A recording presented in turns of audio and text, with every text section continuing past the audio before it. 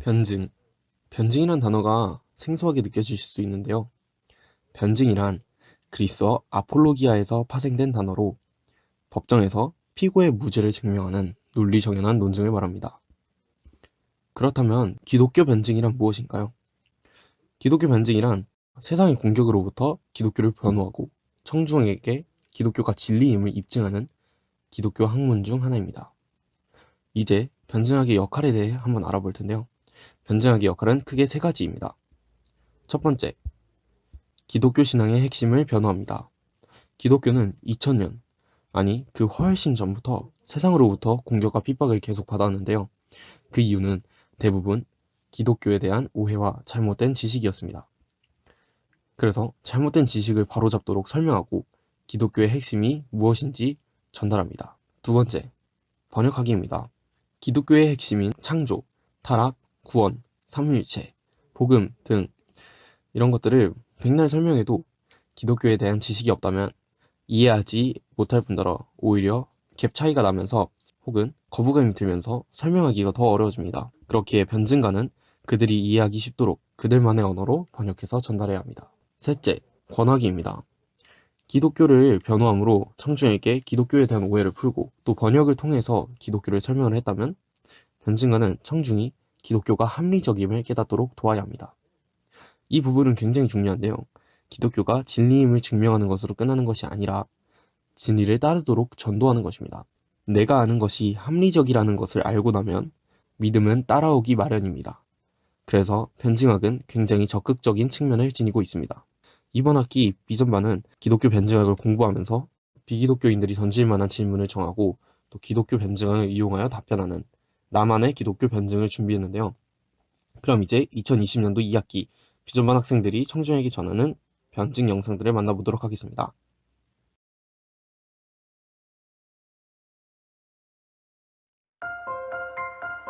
See, I'll never come away, but I will someday, never far away. 안녕, 내 이름은 저승사자야. 방금 보여준 영상은 내 동료 저승사자가 출연한 작품이야. 드라마 도깨비라는 작품인데, 그 작품에서 내 동료는 죽은 사람들을 하늘로 데리고 올라가는 역할을 해. 나도 저승사자이기 때문에 그런 역할을 내 동료와 같이 하고 있지. 그런데 너는 살면서 한 번도 왜 우리가 검은색 옷을 입는지 생각해 본 적이 없니?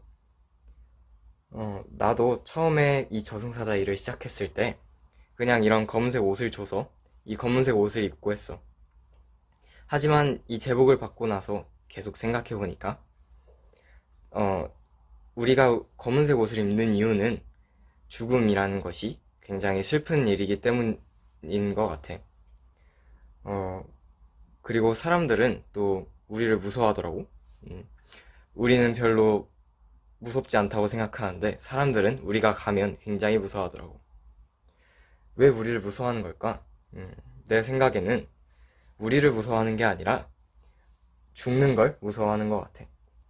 우리가 오면 자기가 죽을 걸 아니까 내가 오는 걸 바라지 않는 거지. 그렇다면 왜 사람들은 죽음을 무서워하는 걸까?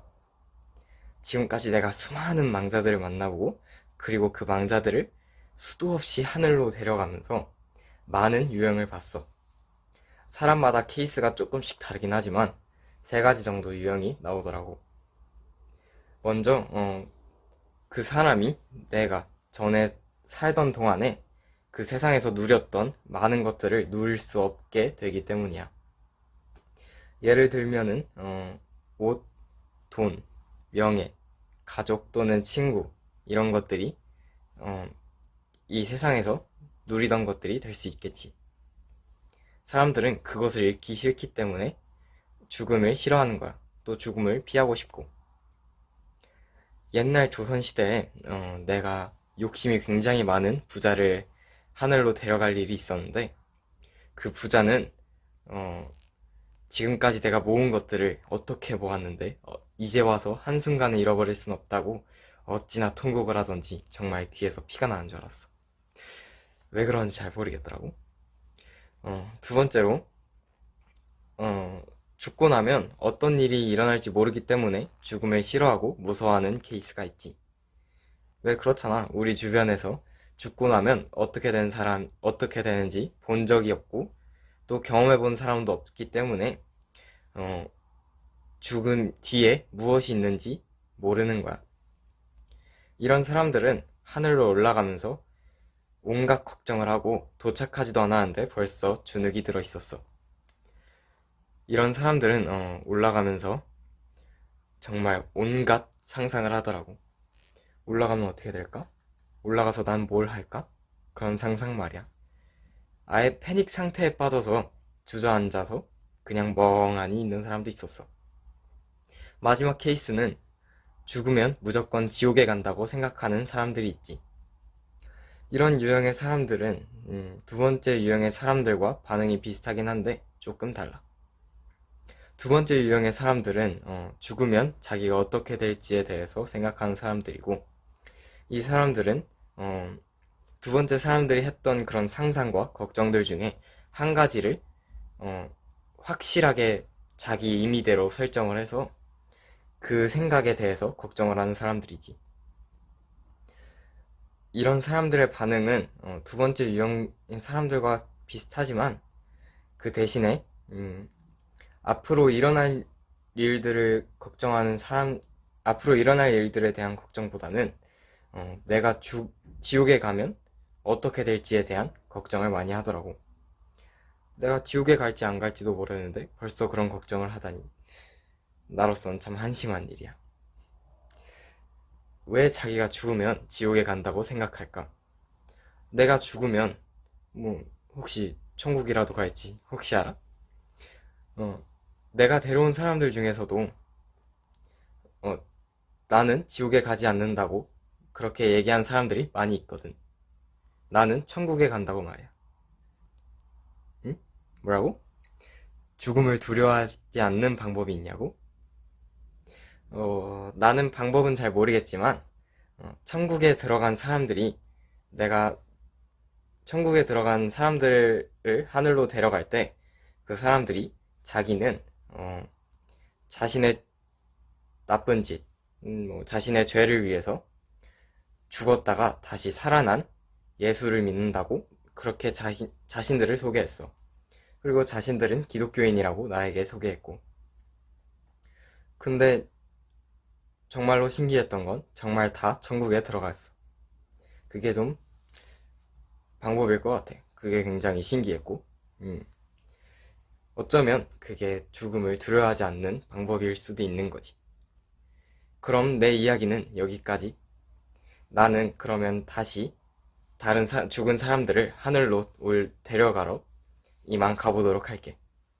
다음에 네가 죽었을 때 내가 하늘로 데려갈 수 있었으면 좋겠다. 안녕.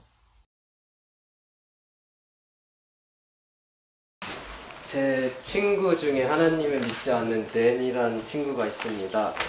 랩이란 음악 장르를 무척 좋아하는 친구입니다. 그 친구가 어느 날 저에게 다가와서 너는 기독교인인데 랩이란 음악을 들어?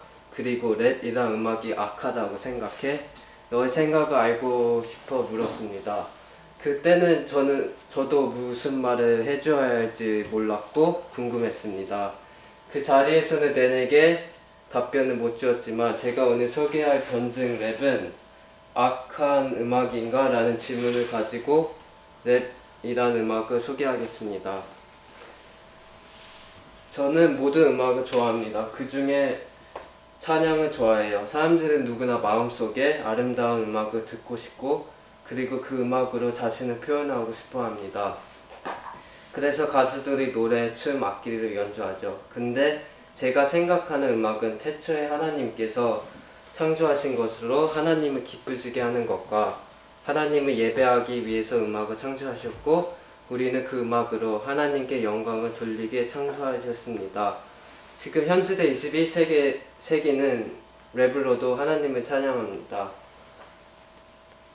랩이 어떻게 사람의 입으로 통해서 전해지게 된지 아나요?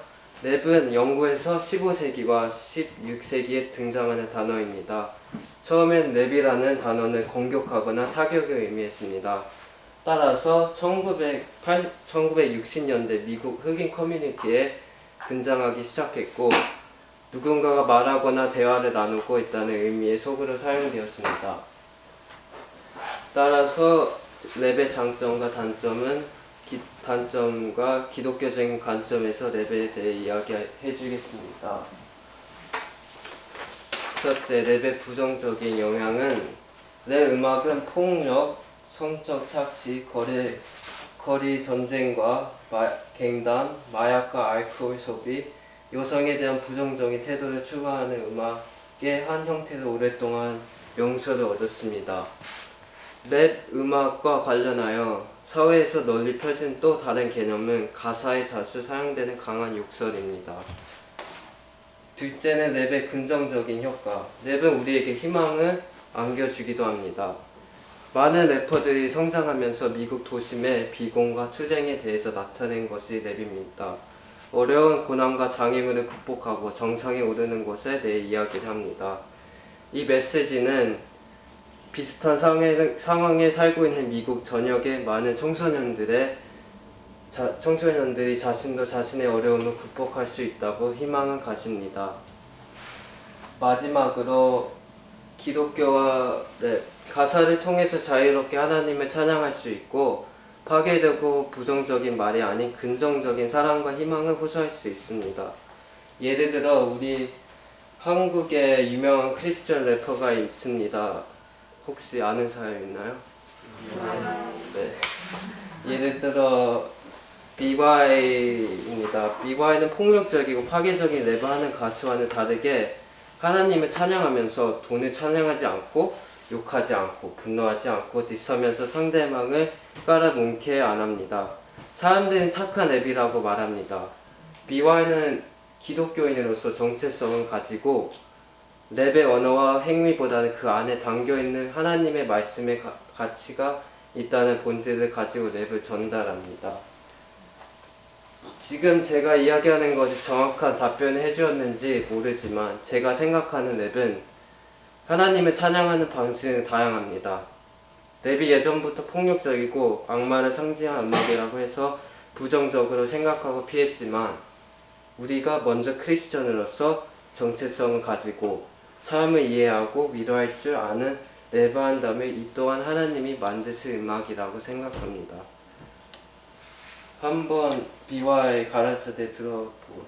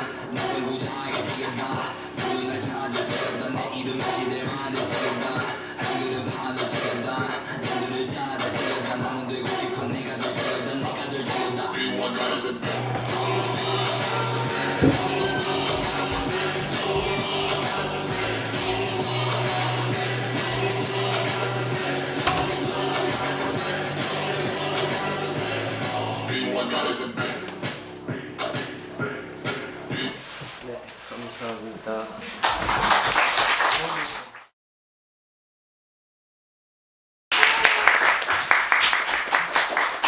기독교를 믿는 것이 비이성적인 것인가에 대해 간증하도록 하겠습니다. 많은 사람들이 기독교에 대해서 기독교를 믿는 것이 비이성적인 행동이라고 비판합니다. 예를 들어 리처드 도킨스 등도 있고 무신론자들이 쉽게 하는 비판입니다. 그런데 정말 기독교는 비이성적인 것일까요? 그리고 이성으로 완벽히 이해되지 않는다면 믿지 않아야 하는 것일까요? 우선 기독교가 이성적인가 그렇지 않은가를 살펴보기 전에 이성의 역할에 대해 바르게 알 필요가 있습니다. 사람이 무언가에 대해 믿기 전에 이성적으로 생각해보고 판단하는 과정은 반드시 필요합니다. 기독교에서도 이성을 버리고 맹목적으로 믿으라고 요구하지 않습니다. 이성적으로 사고하는 것이 반드시 필요한 과정이긴 하지만 이성에는 분명한 한계가 있습니다. 사람에게는 이성과 함께 감성이 있고 사람에게 있는 다양한 감정들은 이성만으로 설명되지 않습니다. 역사를 통해 이성만을 지나치게 강조한 결과가 어떤 것이었는지를 알 수 있습니다. 사람들은 이 부분에 대해 얘기를 하면 잘 납득을 하지만 생각을 할 땐 이것을 자주 잊어버리는 경향이 있는 것 같습니다. 그럼 이성에 대한 이러한 이해를 바탕으로 기독교가 비이성적인지 이성적인지를 살펴보도록 하겠습니다. 이성적인지 살펴보기 위해 두 가지 주제를 살펴볼 건데요. 첫 번째는 도덕률입니다. 도덕률은 모든 사람에게 공통으로 존재하는 일종의 도덕 가치입니다. 사람들에게는 모두 일정한 방식으로 행동해야 한다는 생각을 가지고 있습니다. 그런데 그 도덕률을 완벽하게 지키고 있는 사람은 아무도 없습니다. 완벽하게 지킬 수 없는 도덕률을 어기면서도 계속해서 갖고 있다는 이런 이상한 현상을 가장 합리적으로 설명하는 것은 인간 외부의 무언가가 이것을 인간에게 주었다는 설명일 것입니다. 즉 다시 말해 외부의 어떤 존재를 증명하고 있는 것인데 이것은 기독교의 주장과 일치합니다. 둘째 주제는 인간 안에 있는 이 세상에 있는 것들로 채워지지 않는 갈망입니다. 우리가 무언가를 갈망할 때 그 갈망에 대한 대상이 항상 존재하기 마련입니다. 그런데 우리의 갈망이 이 세상에 있는 것들로 채워지지 않는다면 그 갈망의 대상은 이 세상 밖에 있다고 보는 것이 가장 합리적일 것입니다.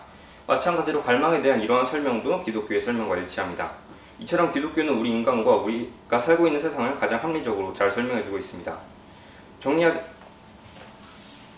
정리하자면 결론은 기독교는 이성적으로 살펴보았을 때 합리적인 부분이 굉장히 많이 있고 이성적으로 받아들일만 하다는 것입니다. 그러나 이성에는 분명한 한계가 있기에 기독교의 모든 측면을 이성으로만 이해할 수는 없습니다. 결국 기독교를 믿을 것인가 그렇지 아닌가는 이성의 문제가 아니라 각자의 선택, 믿음의 문제입니다. 이상으로 강의를 마치도록 하겠습니다.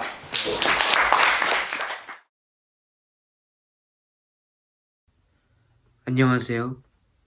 오늘의 질문은 무신론자인 땡땡땡님께서 보내주신 교회에 가는 사람도 잘못을 하는데 교회 가는 의미가 무엇이냐 라는 질문입니다. 자, 먼저 오늘의 질문에 답하기 전에 저는 한 가지 사실을 명확히 하겠습니다.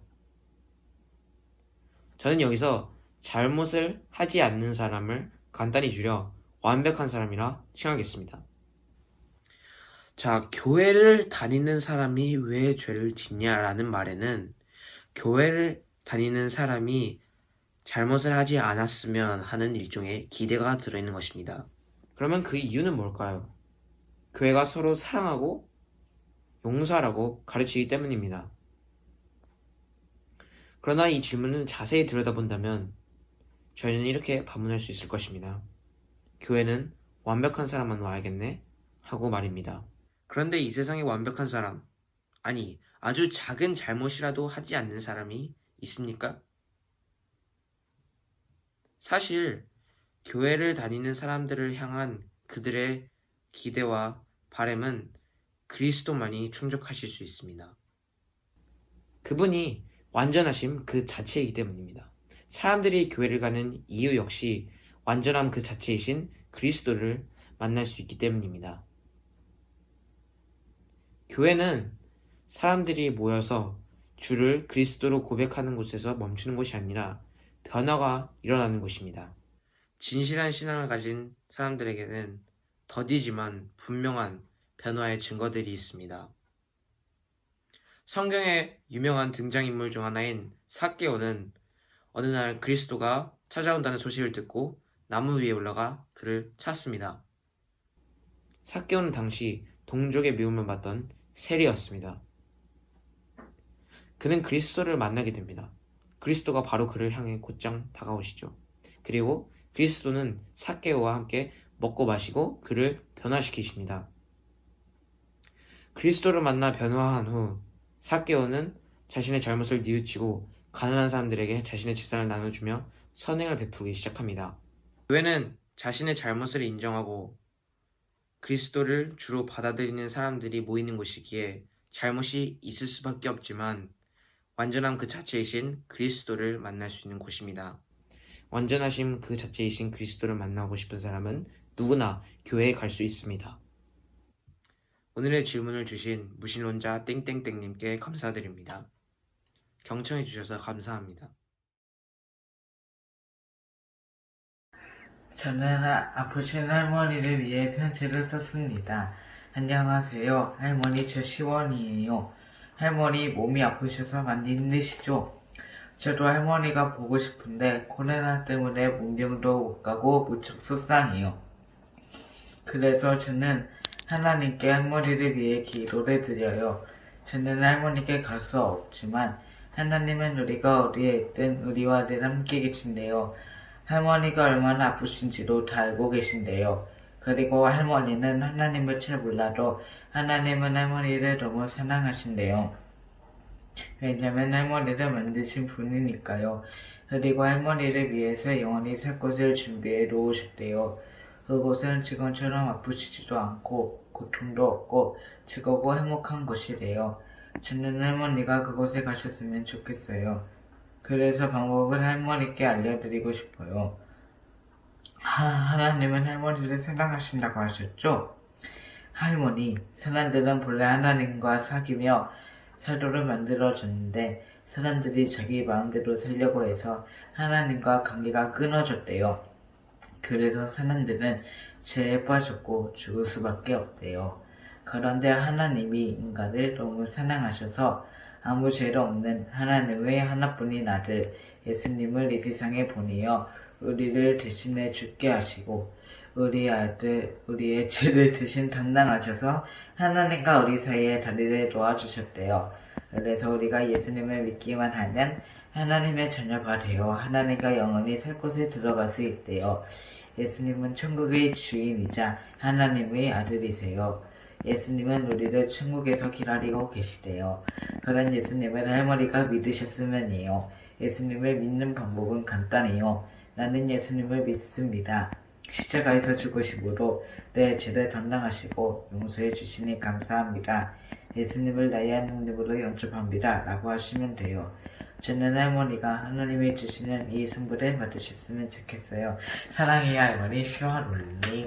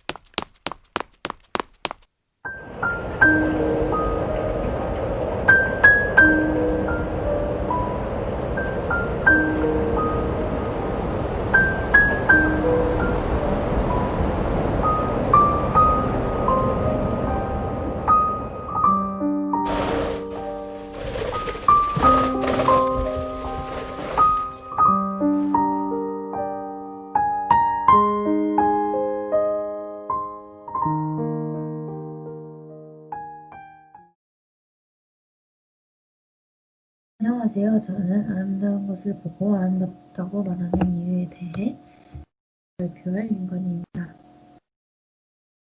먼저 사랑에 대해 살펴보자면 우리가 자연을 보고 느끼는 그런 감정에 대해 이야기를 해보려고 합니다. 우리는 여행을 갈 때 또 가는 이유 중 하나도 자연을 보고 그런 문화를 경험하기 위한 것 중 하나의 이유가 포함되어 있습니다. 또한 우리는 자연을 보면서 그런 자연의 위대함과 그런 광활함, 또한 그런 자연이 어떻게 만들어진 것인가에 대한 신기함과 그런 황홀함, 그런 것을 느끼곤 합니다. 또한 이러한 감정을 느끼는 반면에 우리는 또한 이런 위대함과 광활함에 우리는 우리가 얼마나 작은 존재인가를 느끼기도 합니다. 이렇게 우리는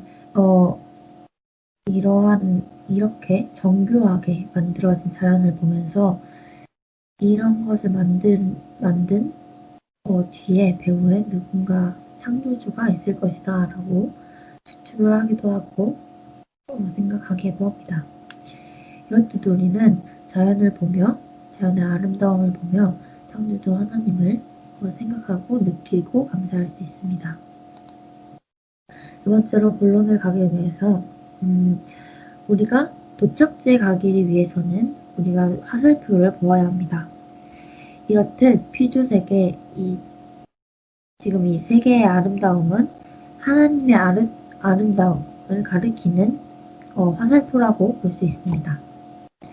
그러면 하나님이 이 세상을 아름답게 지으신 목적은 무엇일까요? 먼저 하나님의 완전하신 아름다움이 있기 때문에 하나님은 우리 세상을 보시기에 좋게 창조하셨습니다. 그렇게 하나님은 우리도 아름답게 창조하시고 우리도 하나님의 아름다움을 담도록 만드셨습니다. 또한 하나님은 이렇게 아름다운 세상을 통해 하나님의 아름다움을 바라보고 그것에 대해 감사하고 찬양하기를 바라셨습니다. 결론을 대해 말하고 끝내도록 하겠습니다. 우리는 자연의 아름다움을 보며 하나님의 위대하심을 알고 그것에 대해 감사하고 찬양해야 합니다. 지금까지 저의 발표였습니다.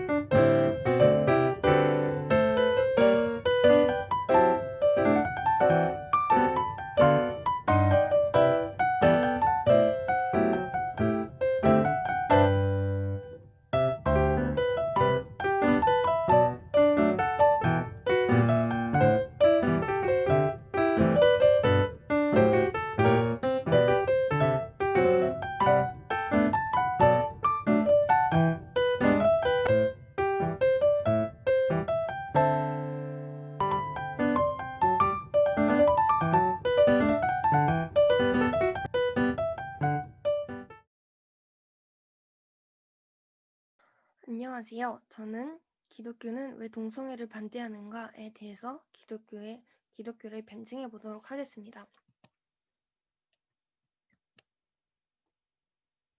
많은 사람들이 동성애에 대해 편협적인 기독교의 반응에 대해서 많은 불만을 가지고 있습니다.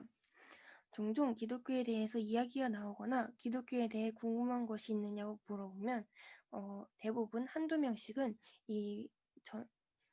기독교는 왜 동성애를 반대하는가에 대해서 질문을 하고 그 질문 기독교의 반응에 대해서 반대하는 이유에 대해서 되게 불만을 많이 가지고 있는 것을 자주 볼 수 있었는데요. 기독교를 믿지 않는 여러분에게 도움이 될지는 모르겠지만 일단 저의 변증을 시작해 보도록 하겠습니다. 만약 내 여러분이 나중에 커서 내 룸메이트나 같이 살게 되는 사람들이 동성애자라면 어떤 생각이 드실 건가요? 저는 개인적으로는 불편할 것 같습니다. 하지만 여러분은 그러시지 않으실 수도 있습니다.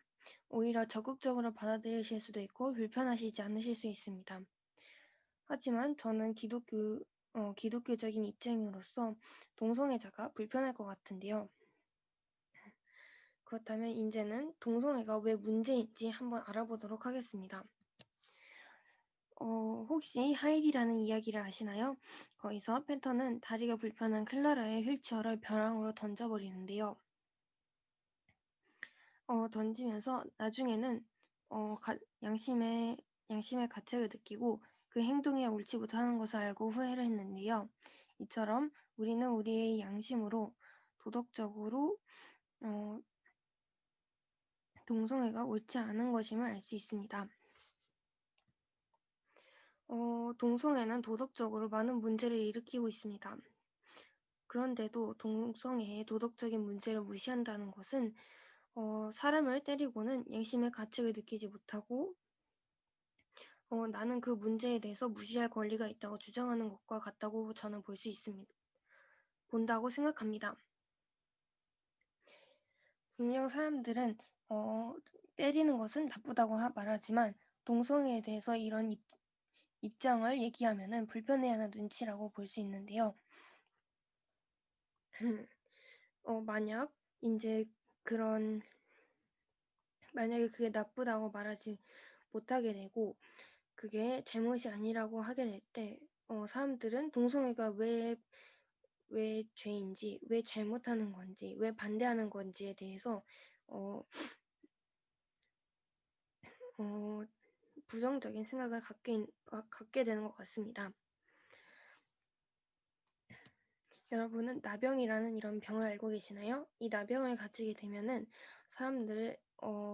그 나병을 가지게 된 부위부터 점점 감각을 잃어간다고 합니다. 그리고 점점 그 사람은 고통을 느끼지 못하게 되는데요. 우리가 다치면 아프다는 생각이 들어야 마땅하듯이 우리가 왜 동성애가 좋지 않은지 불편한지 느끼지도 못하게 된다면은 그 상태는 나병과 다름이 없다고 생각합니다. 하지만 제가 좀 전에 말씀드린 것처럼 도덕적으로 볼 때 동성애가 왜 반대해야 되는 이유를 모르겠고 왜 문제인지 모르시는 분들도 있을 겁니다. 그래서 이번에는 과학적으로 증명된 방법으로 왜 동성애를 반대하는지 왜 잘못되었는지 이야기해 보도록 하겠습니다. 이런 동성애의 가장 큰 문제점은 성병을 일으킨다는 건데요. 가장 유명한 병으로는 에이즈인데요. 에이즈의 전체의 70% 이상이 동성애로 걸리게 되었습니다. 이성과 성관계로 에이즈에 걸릴 때보다는 매우 높다는 것은 이런 동성애라는 관계가 비정상적인 관계였다는 것을 알 수 있습니다. 그리고 또한 동성애자들뿐만이 아니라 동성애자들 주변에 있는 가족이나 같이 있는 주변 사회에도 정신적으로 큰 타격을 주게 된다고 하는데요. 주변에 동성애자가 생길 때 동성애자가 늘어나는 만큼 상담 전화의 수도 매우 많이 늘어나고 있다고 합니다.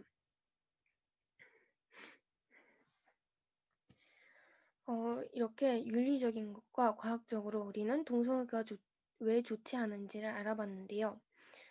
이 사실을 보면서 우리는 그렇게 우리 동성애라는 관계가 그렇게 동성애라는 관계를 좋지 못한 관계로 설계한 설계자가 있기 때문이라는 예측이 가능해집니다. 기독교가 동성애를 결국 결론적으로는 기독교가 동성애를 반대하는 이유는 반대하는 것이 옳고 반대하지 않을 경우 생기는 문제에 대해서 책임을 지지 않기 때문이라고 생각합니다. 이상으로 마치도록 하겠습니다.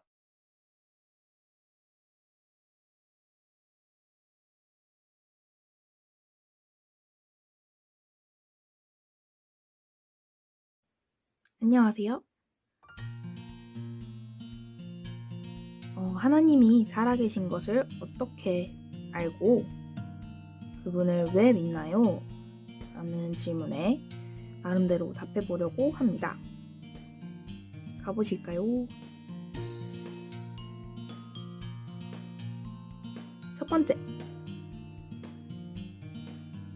우선 기독교인들은 삶에서 하나님을 만나고 그분의 살아계심을 직접 경험하며 살아간답니다.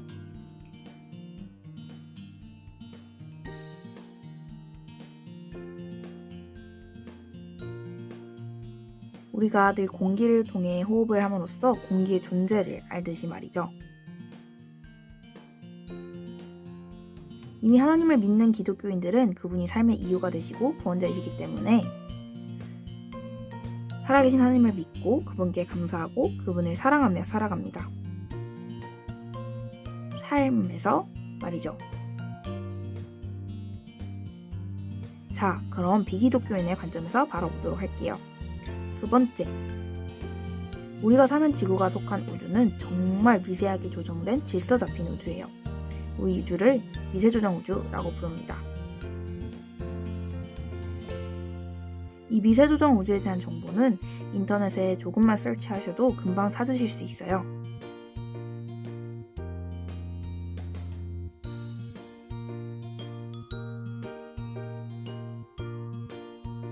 우리가 살고 있는 이 미세조정 우주는 너무나도 정교하게 설계되어 있어서 어떤 변수에 정말 작은 변화라도 생기면 온 우주가 붕괴되거나 생명체가 살 수 없게 돼요.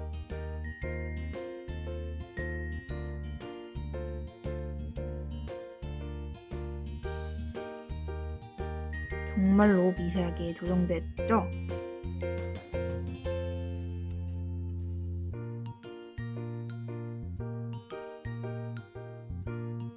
세 번째는 이 미세 조정된 우주가 우연히 창조되었다고 하기엔 너무나도 정교하고 놀랍기 때문에 누군가에 의해 창조되었다고 생각하는 거예요. 그 존재를 전지전능하신 하나님이라고 믿을 수밖에 없는 거고요.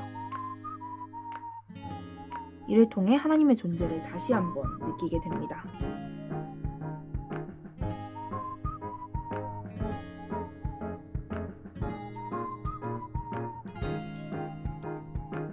네 번째는 자연을 통한 것입니다.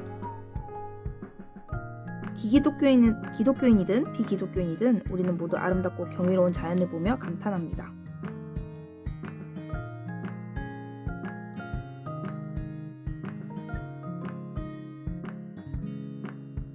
이 자연을 바라보면서 우리는 보이는 것 너머에 무언가가 있음을 느끼죠.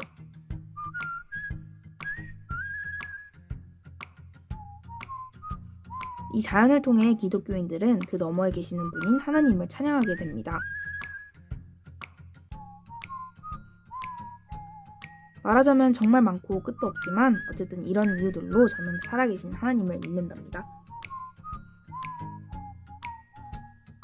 또 제 개인적인 이야기를 해보자면 힘들 때, 게으를 때, 기쁠 때 등 상황별로 알맞는 말씀을 주시고 저에게 힘이 되어주시는 하나님을 정말 많이 경험했기 때문에 하나님을 안 믿을래야 안 믿을 수가 없습니다. 이런 삶에서의 경험과 이유들로 살아계신 하나님을 저는 믿습니다.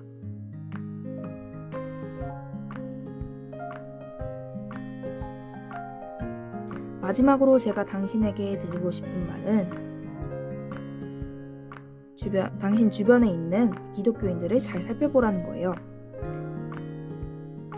사회에서 문제가 되고 있는 몇몇 교회나 기독교의 모습에만 집중하지 말고 주변 크리스천들을 잘 살펴보시길 바랄게요. 하나님께서는 당신을 사랑하시고 당신이 그분 곁으로 돌아오기 원하시기 때문에 당신의 주변에 친구, 동력자가 될 수 있는 좋은 크리스천들을 두셨을 거예요. 그 크리스천들에게 이 질문을 하고 그들의 이야기로 답변을 듣는 것도 굉장히 당신에게 좋을 거라 생각이 듭니다. 당신을 위해 제가 기도할게요.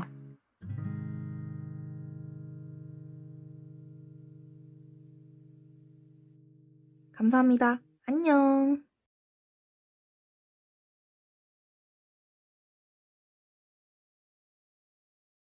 하나님께서 사람들을 지옥에 보내시는 것인가? 지옥은 무섭고 끔찍한 곳이라는 이미지가 있기 때문에 하나님께서 사람들을 그런 곳에 보내신다는 것이 납득이 안 갈 수 있다. 그러나 이 지옥의 끔찍하다는 말의 뜻을 조금 다르게 살펴보면 좋을 듯하다. 이 사진은 어느 마약 중독자에 관한 영화이다. 다들 마약에 찌든 사람이 얼마나 피폐하게 사는지 알 것이다. 그러나 마약 중독자는 자신의 선택으로 마약을 하고 있고 약을 하는 그 순간만큼은 깊이 심취해 있을 것이다. 사실상 마약하는 사람은 끔찍한 일을 당하고 있다고 생각하지 않지만 멀쩡한 사람이 보기에는 약이 그 사람을 얼마나 망치는지 알기 때문에 끔찍하다고 말할 것이다. 그리고 이것이 우리가 지옥을 바라보는 그 끔찍하다는 말의 의미로 보일 수 있다. 하나님께서는 사람을 일부러 지옥에 보내시는 것도 아니고 그걸 좋아하시는 것도 아니다. 하나님께서는 모든 사람이 구원받기를 원하시며 악인들이 죽는 것보다는 돌이켜서 사는 것을 더 기뻐하신다. 그럼에도 사람들이 지옥에 가는 이유는 하나님의 창조 목적을 거부했기 때문이다. 원래 하나님께서는 사람과 관계를 맺기 위해서 또 영광을 받으시기 위해서 창조하셨지만 스스로 죄를 짓는 그 길을 택한 사람들이 이제 모이는 그런 집합소와 같은 장소가 이제 지옥이다. 지옥이 굉장히 무시무시하고 되게 불과 유황 이런 것들 때문에 뭔가 그 속에 있는 사람들은 되게 슬퍼하고 뭔가 후회하고 그럴 것 같은 뭔가 이미지가 떠오르지만 사실은 그렇지 않다. 이 두 명의 사람과 같이 사실은 이제 하나님에 대해 증오, 더 격렬히 하나님을 싫어하고 하나님에 대해서 일을 가는 그런 사람들이 모이는 곳이 바로 지옥이다. 그래서 지옥은 하나님을 철저하게 거부하는 곳이고 죄가 아주 가득한 곳이다. 이것을 위해서 지옥이 사람 스스로가 지옥을 이렇게 가두는 것이라는 것을 볼 수 있다. 연장선으로 지옥에 대한 영원성에 대해서 살펴보자면은 지옥은 이제 바늘도둑이 소도둑 된다는 속담처럼 사람이 한번 죄를 짓기 시작하면 더 깊게, 더 강하게 그 죄의 길을 계속 갈 것이다. 그럼 그 사람이 쉽게 돌아올 수 있을까? 아니다. 계속 그 길에서 벗어나지 못할 것이다. 이것이 죄에 종속된, 어떻게 속박된 이런 지옥의 영원성을 의미한다. 지옥이 상당히 되게 작은 곳이야. 상대적으로 작은 곳이다. 이제 천국은 이제 행복하고 되게 풍요롭고 뭔가 풍족하고 넓지만 지옥은 그에 비해 죄가 스스로 이렇게 좀 가두고 인색해지고 옹졸해지고 약간 안으로 굽는 점점 더 이렇게 작아지는 스스로 안에만 이렇게 파고드는 그런 습성을 가지고 있다. 그래서 뭔가 아무것도 없는 자들. 그래서 상대적으로 이 지옥이 정말로 작아 보이는 그런 게 있다. 물론 이 지옥 존재 유무나 하나님이 왜 사람들을 이렇게 지옥에 보내시는 걸까 궁금할 수 있지만 정말 중요한 것은 이런 지옥에 대해서 들었을 때 그 지옥을 피하는 것이다. 그래서 예수님께서 이제 죄의 종이 되어 있는, 이제 죄의 노예가 되어 있는 우리를 이렇게 자유케 해주시려고 이렇게 돌아가셨다. 정리하자면 결론적으로 지옥은 사람이 스스로 선택하는 곳이고, 왜냐면 그 스스로 죄를 이렇게 선택한 사람들이 이제 가는 곳이고, 하나님 거부한 사람들, 또 지옥의 끔찍한 이유는 불이나 유황 때문이 아니라 죄를 사랑하고 그 가운데 있기를 좋아하고 하나님을 거부하는 곳이기 때문에 끔찍한 곳이다. 그리고 또한 하나님께서 그런 사람들과 함께 할 수 없는 그런 것이기 때문에 지옥에 가는 사람들이 있는 것입니다.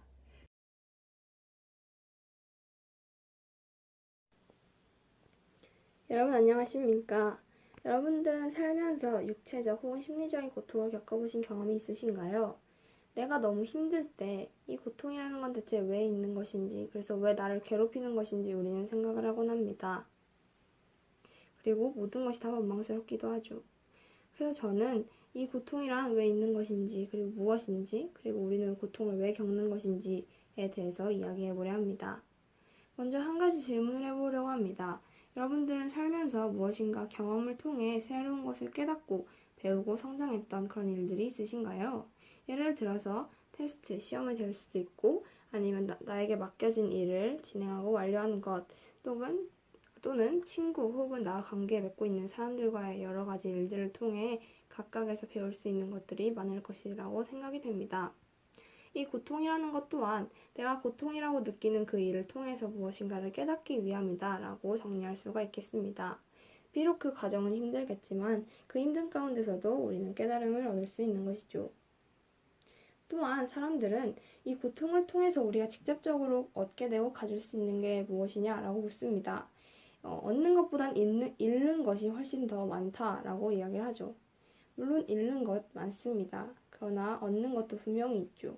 만약 나에게 육체적인 혹은 심리적인 고통의 경험들을 통해서 우리는 그 과정 가운데서 무엇이 잘못된 것이었는지 생각을 하게 되고 그것을 생각을 하게 되므로 그 일을 다시는 하지 말아야겠다라는 것을 깨닫게 될 것입니다. 물론 잃는 바도 있겠지만 그 잃는 것에 너무 매이지 않고 긍정적으로 생각하고 그 안에서 배우려고 노력할 때 스스로에게 좋은 기회와 경험이 될 것이라고 생각됩니다.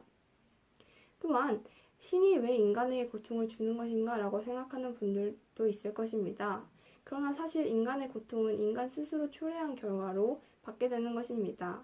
신은 인간에게 처음부터 고통을 준 것이 아니고 자유의지라는 것을 주게 되었는데 사람들이 그 자유의지 안에서 그 의지대로 살아가고 결국은 자신의 욕망대로 살아가다가 스스로 죄의 문제에 빠지고 그럼으로 인해서 고통을 겪는 고통의 문제로 다가간 거라고 볼 수가 있겠습니다.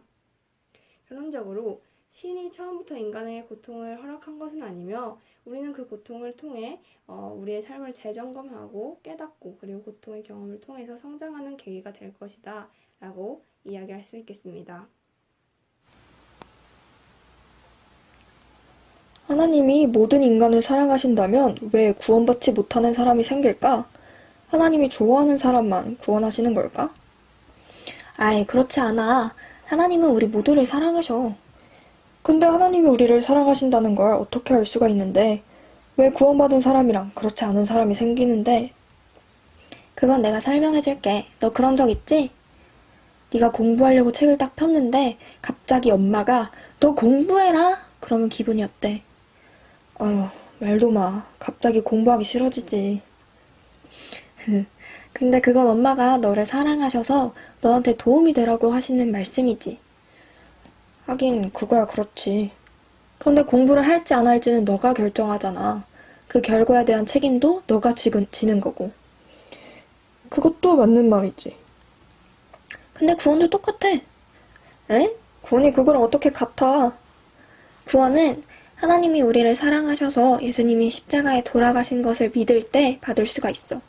그래서 하나님은 계속 우리가 하나님을 사랑하기를 기다리시고 이 세상에서 사랑을 나타내셔.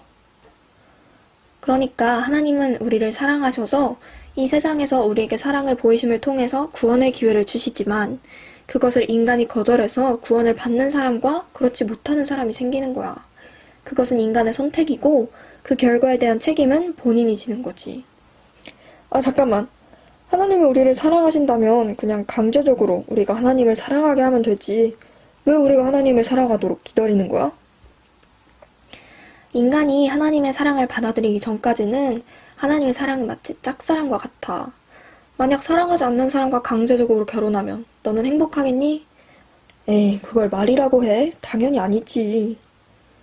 우리를 사랑하셔서 우리의 행복을 바라시는 하나님은 우리가 자발적으로 하나님을 사랑해서 행복해지고 하나님과 사랑을 주고받으면서 우리가 기쁨을 얻기를 바라셔. 또한 인간이 스스로 하나님을 사랑하도록 하셨다는 점에서 하나님이 인간에게 주신 자유의지를 알 수가 있어. 하나님도 우리가 우리의 자유의지로 하나님을 기쁘시게 하려고 하는 행동을 같이 기뻐하셔. 아, 다시 잠깐만. 우리가 하나님을 사랑하도록 하나님께서 기다리고 계신다는 것은 알겠어. 그런데 하나님의 사랑을 도대체 어떻게 알 수가 있는데? 그건 일반 계시라는 것을 통해서 알 수가 있는데 조금 어려우니까 내가 설명해 줄게. 일반 계시는 자연을 통해서 하나님이 자신을 드러내고 계시는 거야. 그래서 우리가 매일 보고 있는 자연이 하나님을 나타내고 이 자연은 하나님을 모르는 사람들도 매일 누리고 있어. 그리고 인간의 몸과 우리가 살고 있는 이 우주도 하나님의 위대하심과 사랑을 나타내. 왜냐하면 수많은 우주의 천체들 가운데 유일하게 생명체가 살 수 있도록 지구를 만드시고 단 0.0001%의 오차로도 죽을 수 있는 우리를 살리고 계시면서 이 모든 것을 설계하신 분이 하나님이시기 때문이야. 우리를 사랑하신다는 이유만으로 이렇게 위대한 일을 하셨다는 사실이 놀랍지 않니? 하나님은 이렇게 치밀하고 놀라운 능력을 통해서 우리가 하나님의 사랑을 알게 하셔. 그리고 하나님은 주변에 좋은 사람들을 주셔서 그 사람들을 통해 하나님의 사랑을 느끼게도 도와주시지. 아, 그러니까 하나님은 계속 우리가 하나님을 알고 사랑하기를 기다리고 계시는구나. 맞아. 그 사실을 알고 하나님을 믿으면 구원을 받지만 계속 하나님을 거부하면 구원을 받지 못해. 하나님은 자신을 거부하는 자들도 사랑하시기 때문에 그렇게 되면 너무 마음 아파하실 거야. 그러니까 오늘도 너를 사랑하면서 기다리고 계시는 하나님을 만나기를 바랄게. 알겠어. 컷! 오케이, 수고하셨습니다. 야, 너 연기 잘하더라. 아휴, 뭐 이 정도 가지고.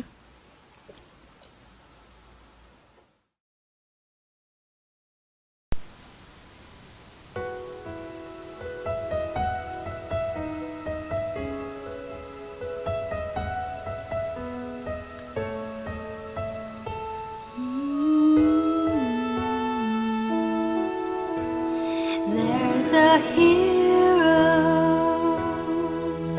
If you look inside your heart, you don't have to be afraid of what you are. There's an answer if you listen to your soul, and the sorrow that you know will melt away. And then Jesus comes along with the strength to carry on, and you cast your fears aside, and you know you can survive.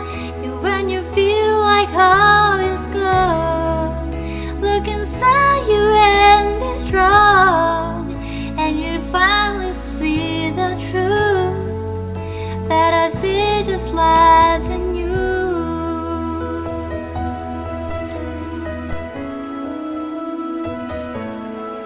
It's a long road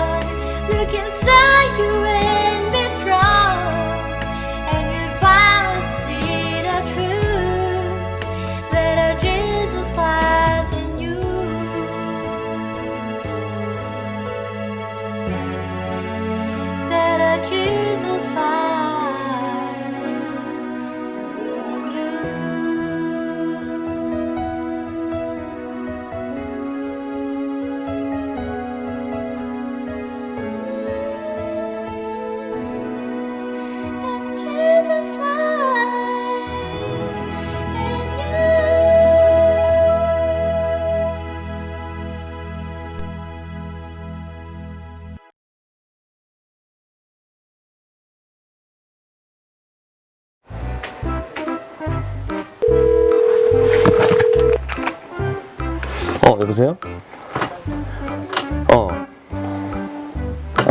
온다고 우리 집으로? 알았어. A few moments later. 들어와. 무슨 일이야? 고민이 있어서. 아, 그래? 여기 앉아. 너 사이다 마실래? 콜라 마실래? 둘 다. 그나저나 무슨 고민인데?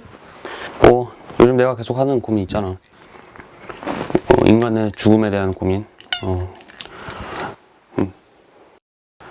요즘 그 생각만 하면 진짜 우울해지고 계속 두려움감이 생겨가지고. 고마워. 그렇구나. 나도 한때는 죽음에 대한 고민을 많이 했었지. 너는 죽음이 왜 두려워? 그냥 죽고 나면 어떤 기분일까? 어차피 죽을 거면 지금 열심히 사는 게 뭔 소용인가 싶기도 하고. 인간은 왜 죽는 걸까? 나이가 드니까 그러니까 내 말은 어차피 죽을 거면 지금 이렇게 열심히 사는 게 무슨 의미가 있냐는 거지. 사실 나도 요즘 그 고민을 가끔 하긴 해. 나 같은 경우는 교회를 다니는데도 그 죽음에 대해서 생각하게 되면 두려운 마음이 생기거든. 이 죽음이라는 것은 인간 모두가 공통적으로 가지고 있는 두려움인 것 같아. 그냥 죽지 않고 오래오래 살면 얼마나 좋을까. 우리 도준이가 장수하고 싶구나. 말투 왜 그래? 아무튼 사람들은 죽음을 두려워하기 때문에 너처럼 이 장수라는 것에 관심을 가지곤 하지. 하지만 장수한다고 해서 두려움이 사라지는 건 아니야. 아무리 장수하는 온갖 비법을 다 알아서 현대의술과 좋은 음식, 그런 운동 방법으로 생명을 유지한다고 해도 죽음을 피할 수 없어. 그렇지. 하지만 죽음에 대한 두려움에서 벗어나는 방법이 있지. 바로 죄의 문제를 해결하는 거지. 죄의 문제라. 자, 성경을 보면 분명하게. 잠깐. 지금 나 같은 무신론자 앞에서 지금 성경 얘기를 한다고? 내가 받아들일 것 같아? 너 죽음이 두렵다고 했지? 그리고 죽음이 두려우니까 오래오래 살고 싶다고 했지? 그치? 그럼 내가 하는 얘기를 한번 들어봐. 받아들이는 건 너의 자유긴 한데 너에게 도움이 될 수도 있으니까. 알았어. 성경에서는 분명히 이 죄의 삭시 죽음이라고 말했어. 살? 그 삭 말고 사 밑에 기억 시옷 받침. 그 삭. 최초 인간인 아담이 하나님께 불순종하게 되면서 하나님께서는 죄의 벌로 죽음을 우리에게 내리셨지. 그래서 사람들은 이 죄의 문제를 해결하려고 종교의식으로 선을 쌓고 자기 고행을 막 하지만 그것으로 죄가 사라지진 않아. 결국 죽음은 해결할 수 없다는 결론에 이르게 되지. 난 죽음의 문제를 해결하고 싶은데? 근데 성경에서는 또 말하고 있지. 하나님의 은사는 그리스도 예수 우리 주 안에 있는 영생이니라. 아까 분명히 죄의 삭은 죽음이라고 했는데 그리스도 예수 우리 주 안에는 영원한 생명이 있대. 오호라. 너를 포함한 세상 사람들이 그토록 찾아 헤매던 영원히 사는 비결이 바로 이 성경 말씀에 있어. 근데 하나님을 믿는 기독교인들도 결국은 다 죽던데? 성경에서 말하는 이 영생이란 이 세상에서의 영생이 아니라 바로 하나님 나라에서의 영생을 말하고 있는 거야. 그러니까 반드시 죄의 문제를 해결해야겠지? 죄의 문제를 해결하는 방법은 예수 그리스도 십자가밖에 없어. 죽음에서 생명을 얻는 유일한 방법이야. 그럼 예수님을 믿으면 영원히 살 수 있는 거야? 오직 예수님만이 우리의 죄를 해결할 수 있고 용서해 주신다는 사실을 믿고 그분을 우리 삶의 주인으로 받아들이면 우리는 영원한 생명을 얻을 수 있다고 분명히 말씀하셨어. 사실 인간이 왜 죽는가라는 이런 질문은 인간은 어떻게 영원히 사는가라는 질문과 동일하다고 볼 수 있어. 근데 사람들은 자꾸 왜 죽는가, 죽는 거에 자꾸 몰두해. 나는 너가 왜 죽는가에 몰두하지 말고 어떻게 영원히 사는가에 집중했으면 좋겠어. 그러면 예수 그리스도를 너의 삶에서 발견하게 될 거야. 그렇구나. 처음 듣는 얘기라 아직 뭐가 문제는 잘 모르겠지만 영원한 생명은 좀 놀라운걸? Amazing. 그치? 성경을 읽으면 읽을수록 놀라운 이야기들이 굉장히 많아. 그런 의미에서 이번 주부터 나랑 교회 가지 않을래?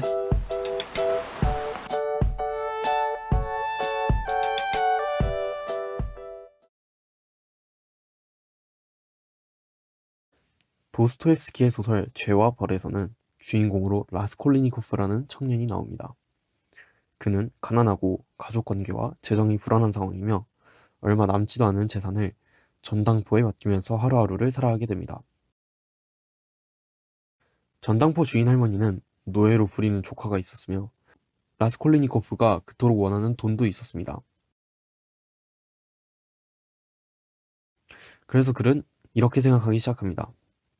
그냥 전당포 할머니를 죽이고 돈을 뺏으면 되는 거 아니야? 불쌍한 아이도 풀어주고 사람들을 이용하는 전당포 주인을 죽이는 게 오히려 사회 보탬이 될 것 같은데? 이런 생각을 하면서요. 결국 그는 살인을 하게 됩니다. 그러나 그는 자신의 도덕성에 못 이겨 양심을 속이지 못하고 죄를 자백하면서 이야기는 마무리가 됩니다. 도스토옙스키의 소설 중 다른 작품들을 봐도 알 수 있지만 특히 이 책에서 작가가 전달하려는 핵심은 만약 우리에게 절대적 가치, 초월적인 가치가 없다면 우리는 뭐든지 할 수 있다 입니다. 도덕적 가치는 당연하게 생겨난 것이 아닙니다. 보편적인 규범이라고 생각하는 그런 도덕적 가치들은 엄청나게 긴 역사를 기반으로 생겨났으며 그 역사는 대부분 종교나 신화의 형태로 표현되어 있습니다. 즉, 서구 문명의 기반이 되는 전제는 초월적인 도덕 가치가 존재한다는 것입니다. 그러나 지금 서구 문화를 보면은 책에서 나와 있는 대로 우리가 뭐든지 할 수 있는 세상이 되어가고 있습니다. 포스트 모더니즘 이후부터 보편적인 도덕성이 점점 사라지고 있고 옳고 그름의 경계가 모호해지고 있습니다. 이러한 시대에 더 이상 절대적인 도덕의 기준이 없어진다면 책에서 나와 있는 대로 진짜 우리가 무엇이든지 할 수 있게 된다면 이 세상은 혼돈이 찾아오게 될 것입니다. 여기 도덕성과 관련하여 몇 가지 사례를 준비해왔는데요. 첫 번째, 극단적 무신론입니다. 샘 해리스와 같은 극단적 무신론자들은 인간이 초월적인 기반을 떠나면 순수한 이성만이 남아 조화를 이룰 거라고 생각합니다. 즉, 인간은 신 없이도 선을 행할 수 있다고 말하지만 도덕성의 근원에 대해서는 설명하지 못하고 있습니다. 무신론 철학자들도 비판하는 부분인데요. 예시를 들어보겠습니다. 무신론의 선봉자 리처드 도킨슨의 만들어진 신이라는 책에서는 인간이 가지고 있는 이타심이 진화의 부산물이며 이타심은 선택적인 것으로 내가 남에게 베풀 수도 또 베푸지 않을 수도 있다고 합니다. 근데 법적으로 문제가 되지 않는다면 부자들이 가난한 계층을 도와야 할 이유가 뭐가 있죠? 노예제도, 당시에는 합법이었습니다. 법적으로 문제되지 않았는데 왜 폐지되었습니까? 요즘 미국에서 이슈가 되고 있는 Black Lives Matter 같은 인권 문제도 곧 도덕성이 있다는 증거가 될 수 있습니다. 만약 무신론이 진실이라면 인간의 도덕성은 어디서부터 옵니까? 도덕성은 초월적인 기반을 떠날 수 없습니다. 도덕적 가치들은 초월적 기반 위에서 생겨났기에 인간은 신, 곧 절대적인 기준을 떠난다면 이러한 혼동이 생기고 도덕의 근원조차 설명할 수 없게 됩니다.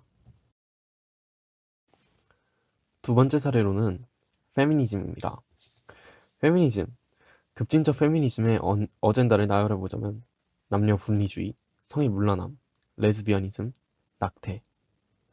이것들의 공통점은 바로 생명과 반대된다는 것입니다.